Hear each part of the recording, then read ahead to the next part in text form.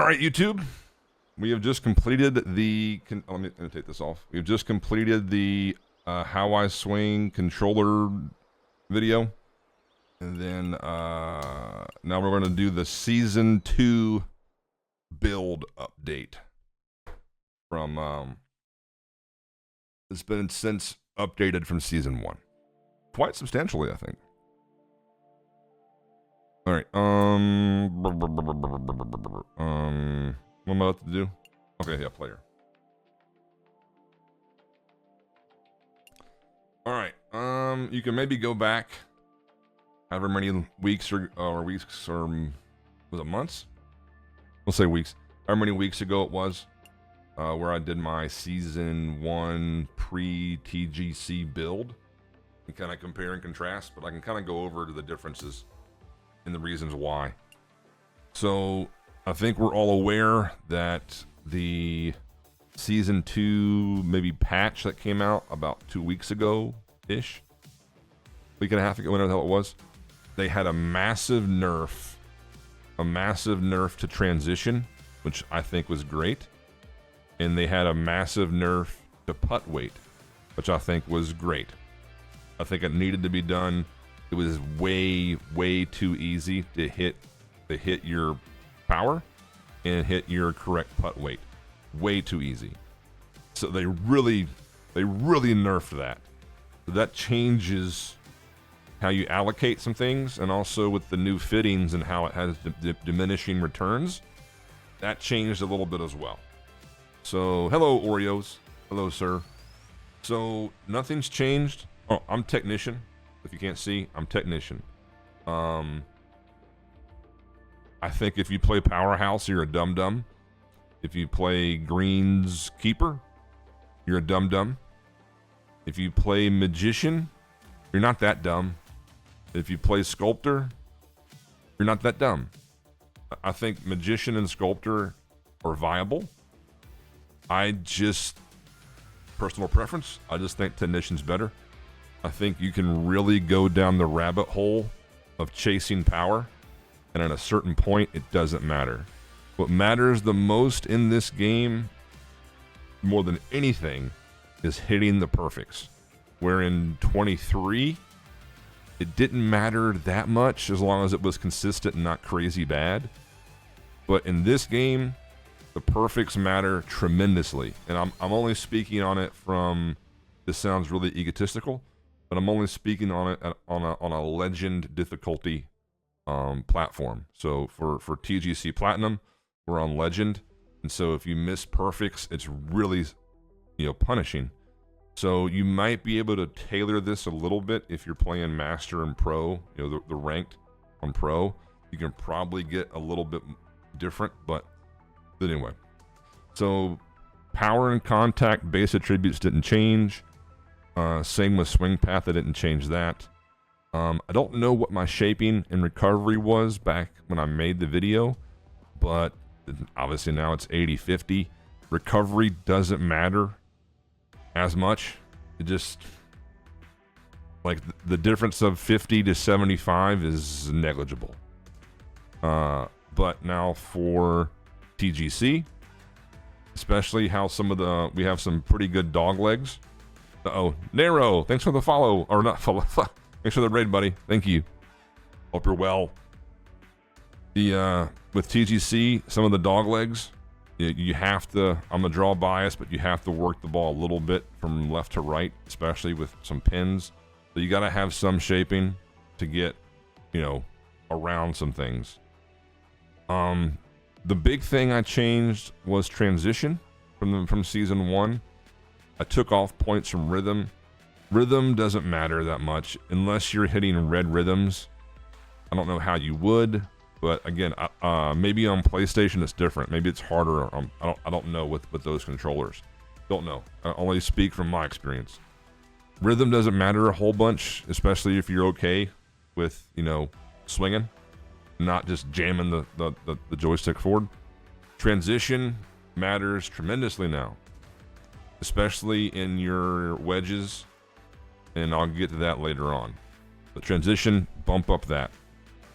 Putt weight, because of the big nerf, I think I put like I took off like 25 points from contact. I think actually I did. I think I went all putt weight, and I didn't put any points in contact. It's all putt weight.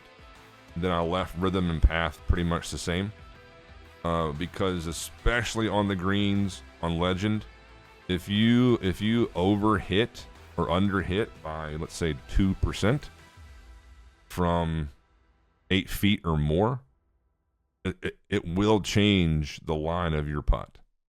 It just will. So I think putt weight now is probably the most important stat in putting. Then your putt path, then rhythm, and then contact doesn't matter that much as long as you're not crazy. So that's the tribute tree. Nothing's changed here.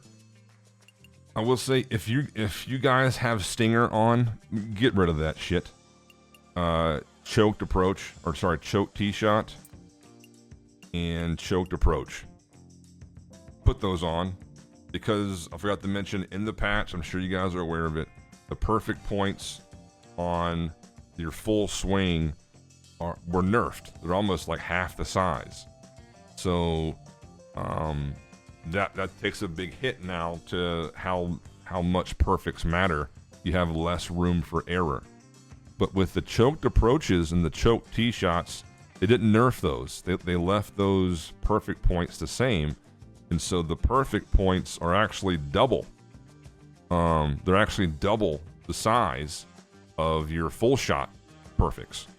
So rather than, let's say, if you have to take off, 5 yards off of something, rather than using like a full swing and you loft it and try to hit it in the perfects, or let's say 1/8 of an inch, why not take one extra club, hit a choked approach? Now my perfect is double. Let's say it's 1/4 of an inch, and so it gives you that nice gapping, and you get an easier perfect to hit. Now you're gonna do that every time? No, but if you don't have choked tee shot and choked approach, you have made a severe strategic error, and you are playing this game incorrectly. Just say that. Runner sucks. Yep, this is pretty standard. If you have any points in punch, you're a dum-dum. Oh god. Sorry, my leg was about to cramp. That's why I can't have this camera right here, because I'm straddling it. There's my legs. If you have points in punch, you're a dum-dum. Choked punch, you're a dum-dum. If you have recovery shot, you're a dum-dum. Just max out your flops. If you have any points in blast, you're a dum-dum. Here's your pick.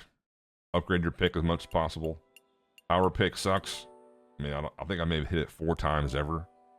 Nothing in the past like month. But you have to get to it or use it to get to that. So now here's where I differ than a lot of people. I think everybody has the chips maxed out. I don't know why anybody would want to bump and run. I don't, whatever. Pitches, or sorry, putts, same thing. Max out the putts. I don't like Greens Reader. I don't. Some do, some don't. Maybe that's just personal preference. I just think I think maybe I got used to it playing the demo. I mean, I had it on for a bit, and I did not like it. It just almost information overload. That's just personal preference. So if you want it on, fine. You have enough points. Yeah, I have 448. There's enough points there to get from here all the way to, I think, this one and one more. But so personal preference, whatever you want to do. But by all means, please make sure you have on the choked approach and the choked tee shot. If you don't, you are a dum-dum. Dum-dum. And then the fittings.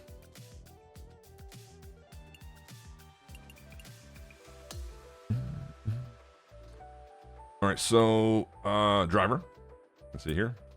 All 5 power. I know it's like, oh, well, you know, you get diminishing returns if you stack them up too much. I don't care. I'm at, you know, the contact doesn't matter as much with the driver because you have a fairway to hit into, not like you're not going for a tucked pin. Did choke? They roll out a little bit more Augment, but nothing crazy. So if you just do choked approach and a little bit of spin, it's about the same. But like wedges and stuff, short irons, it doesn't roll out. It's comparable. Now, like a choked 4-iron will roll out a little bit more than, let's say, a full 5-iron. But, you know, at a certain point, you're talking 2 or 3 grid squares, and you can adjust for that. So contact doesn't matter in the driver because you have a fairway to hit, not going pin hunting. You can see the stats: 91 power, 95 swing path, and the contact 75. Again, not worried about it. I have plenty of distance, 294. You know, the max power I think is what, 297, 298. To try to squeeze out 3 yards, 4 yards on a driver, I don't care. That will not make or break me winning or losing the tournament. Don't care. I want to make sure I hit perfects. Yep. 3 wood.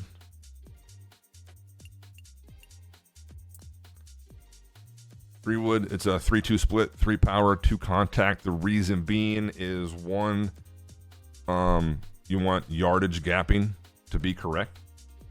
So I have a pretty decent yardage gap you'll see in the bag. And you do want some contact because you're going to start to maybe get a little bit more aggressive, not going at pins, but you certainly want to start to be a little bit more accurate. So I'll put on 2 contacts, 3 power. That way I have a decent yardage gap, and I still have a little bit more forgiveness on my longer approaches. Hybrid is a now 3-2 or 2-3 split. 2 power. Hold on. So Phoenix, I can't say that I'm winning can't seem to figure the wind out with choke shots. That kills it or rides the wind. A lot of that has to do with your foot lie. Look into your foot lie, and if you're fading a drawing with or against the wind with those chokes. So 2-3 split, so 2 power, 3 contact. Oops. Because again, now you're starting to get really dialed in. I want to start aiming at flags or near flags. So you want to have more forgiveness to hit it where you're looking, and also yardage gapping. So I now have a 260. I'll call it 263 wood. Now I have a 235 hybrid. So I have, about 25, 23 yards of a gap there, which is fine. I mean, how often am I going to have a 250 yard tucked pin? Very rarely. But I have a nice gapping where I can cover a lot of things. And I don't need to hit a 3 hybrid 42 yards. Again, that's not going to make or break a tournament. Irons. Now it's even more. It's a 1-4 split. 1-4 split. Because why? Yes, you are correct. Because now I want to really start aiming at flags, and I want the most forgiveness as possible.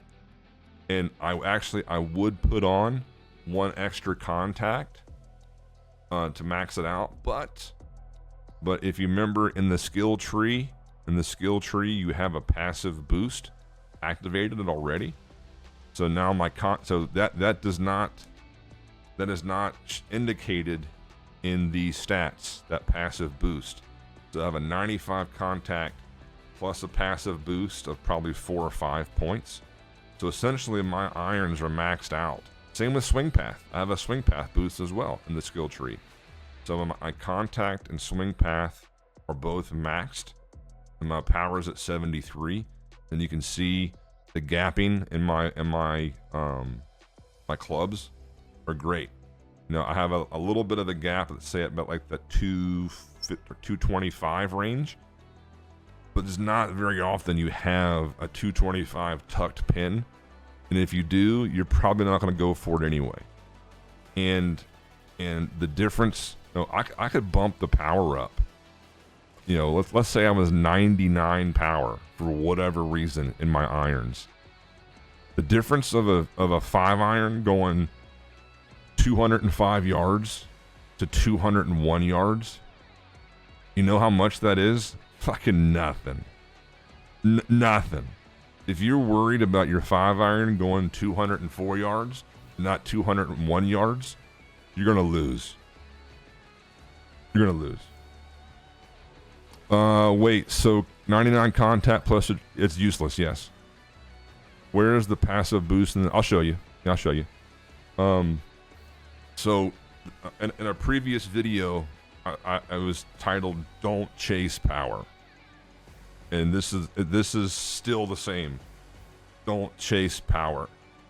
At a certain point, it does not matter. Like you want enough power to reach par fives, and not hit, you know, a 5 iron 190. I get that, but at a certain point, the difference of me hitting a 5 iron 204 yards, a 4 iron 217 yards, a 6 iron 190, zero. That zero, man.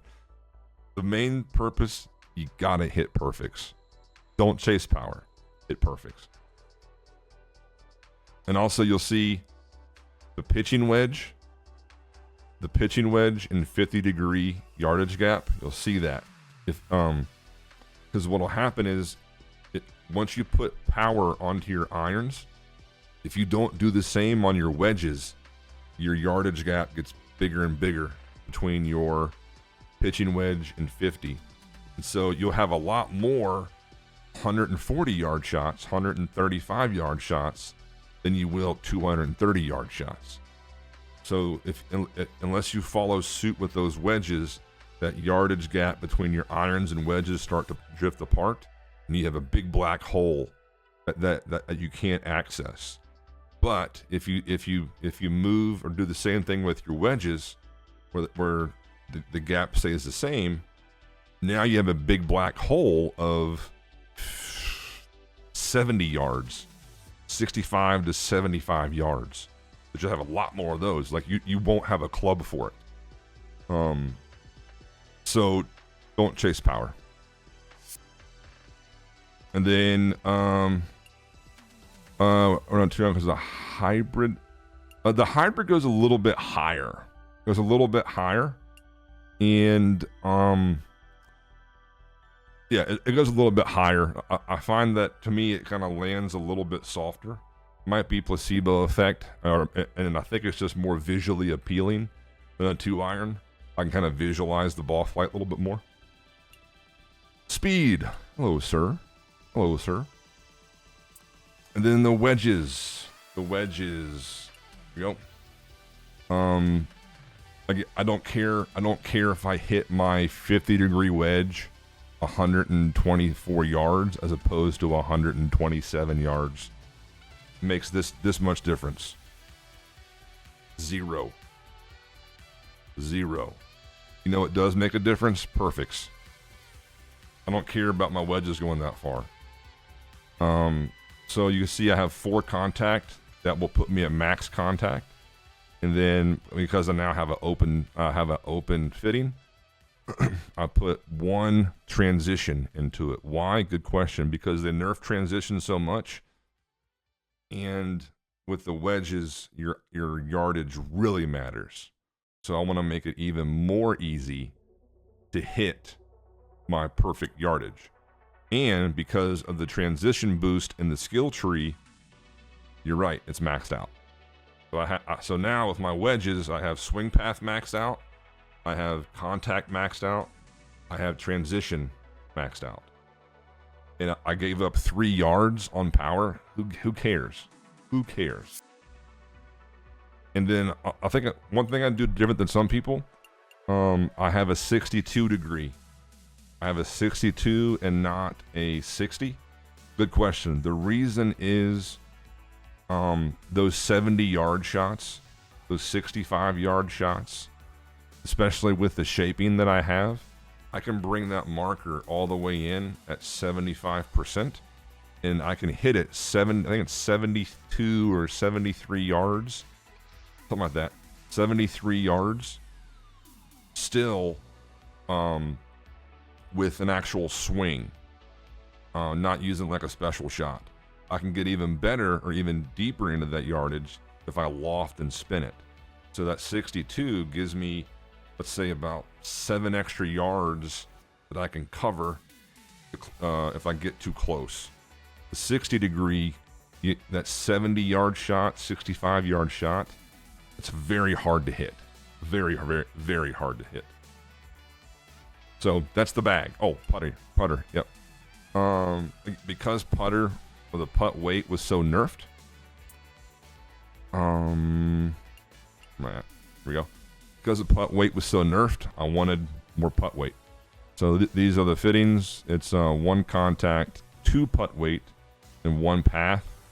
But now my putt weight with the boost is like now 96. So I pretty much have almost max putt weight. So I can always hit, always in quotes, try to always hit my putt weight the way I want to. The path is the second most important thing. It's now about 80 with the boost. Contact doesn't matter that much unless you're way off. But I wanted to boost it up to 50. Just it felt like a good break point, 50 and not 49 or 44, whatever it was. So the boost I was talking about.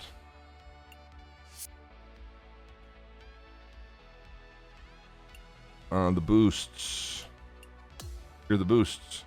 Don't forget about these. You activated them. Your tee shot. Any tee shot, you have a contact boost, right? With any club. So your driver, your remember my irons are at 95, right? So if I have a tee shot with an iron, let's say on a par 3, I have a contact boost. Okay. Same with transition. Same with putt path. So any tee shot on my irons, these are passive boosts, and I'm at 95 on contact and swing path. They're maxed out. Same with same with your approach shots, right? Your approach shots, so with your irons from the fairways, and you have a boost on, right? Don't forget about those. Those are about 4 or 5 extra points. So my irons and my wedges are all maxed as far as swing path and contact. And I gave up 3 yards. Who cares? Who cares? Yes, I value transition way more than rhythm. Way more than rhythm. Do I putt with 2 thumbs? Yes, I do.